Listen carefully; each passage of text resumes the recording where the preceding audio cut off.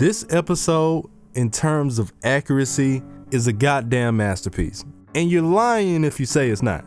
So now that we finally got the ball rolling, we were able to get the reveal of Kingu and his immediate betrayal in the forest. And I just want to come out and say that fight, so good. Man, that fight was good. And the crazy part about it is, it's not even a real fight. Like in the game, if I remember correctly, all you had to do was hold him off. And this is why I say that it's so good in terms of accuracy, because not only was everything in this episode spot on, but we're also getting something new in terms of the fight choreography, because we never got that in the game before.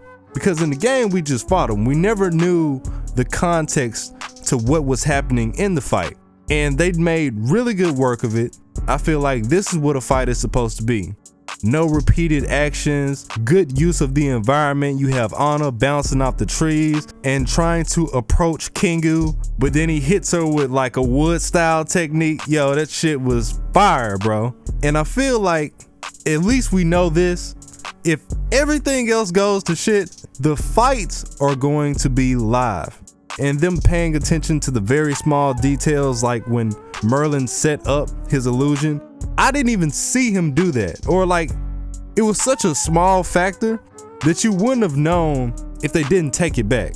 We got the introduction to Merlin and Anna, the famous murder Merlin scene that we've been teased for a while now. Foe is so small, but he still manages to knock this dude over and claw his face up.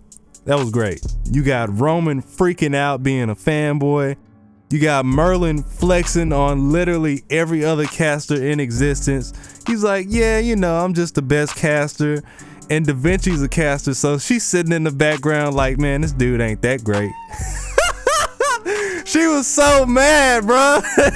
Poker face the whole time. That look on her face was priceless. But yeah, Foe's so cute, man. What I like even more than him knocking Merlin over is that small part where he's trying to beat up the side of his face, but he's too little to actually do anything. So it just looks like he's playing with him.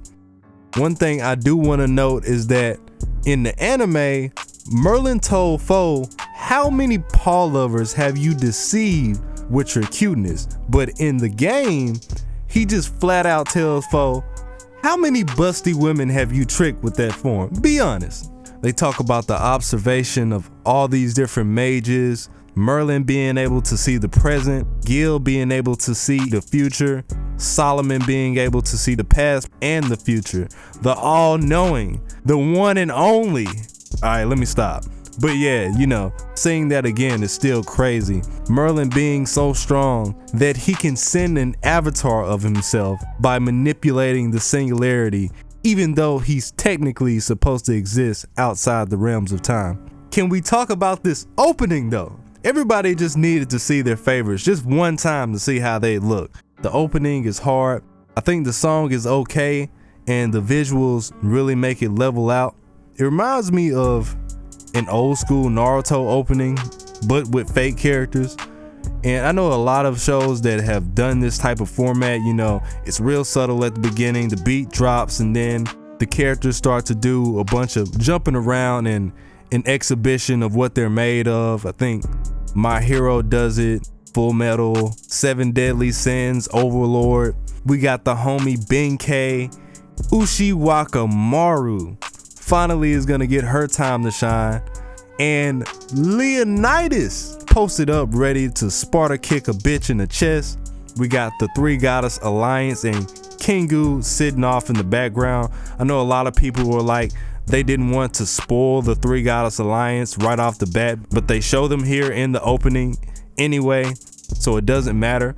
Plus, you know, knowing that the Three Goddess Alliance is there, it's like a trailer, it's like a tease, it keeps you watching. We got Kets, Queen of the Lucha Libre, Gorgon, and plus the best Ren goddess, Ereshkigal. Fight me. It's just a still image, but everybody looks real good on here. I kind of like how Gorgon has the pink neon coming off her and her snakes. I feel like it really makes her color design more vibrant. Same thing with Kets. You would think that all those colors on her clothes wouldn't work together, but they look real good. And Ereshkigal, we already know she looks good, that's a given. The ending is good also. Not so much of a fan of the song, but I do really like the art. They didn't get to squeeze every detail in, but they did get part of the Gilgamesh story. We were able to get the interactions between Anna and the guard that you meet as soon as you get to Urk. Very wholesome scene, by the way. And of course, we have the man of the hour himself, King Gilgamesh. We were able to get some insight into his military logistics, how he moves his men, how he was able to survive for 6 months with what little he had, even though each one of those beasts to a normal man were said to be equivalent to a tank. So the fact that he's been able to hold them off says a lot about his leadership. It feels like he knows his people by the individual. Like he literally told a dude that he could take off, you know, to give him some morale. It would give him more tenacity in his fight. Very smart in the way that he handles things. And it really goes back to what he was saying in the other fates where everybody had a use. Even the most useless person was useful. We got Siduri in the cut, and naturally they left us at a cliffhanger of all things. And next episode we're gonna get right into our battle with Gilgamesh, which once again will be something brand new for everybody, because as far as we know, we just fought him. So I'm hyped for that.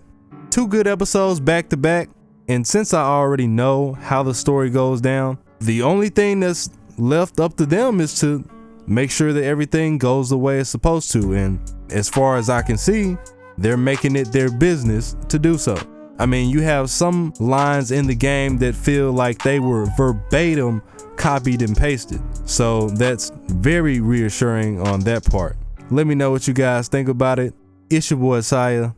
I'm out. Yo, the rap auctioneer spitting out double figures delivered for fans to repeat. Handling heat, the commander-in-chief. I should have been banned from the street. Flee after I stab an MC with twin crutches. You've been had by the phantom of beef. Release when the paper and pen touches. While y'all talking, my venomous rap splits. Get your ass kicked, punk. Your kind get off often. 80 niggas.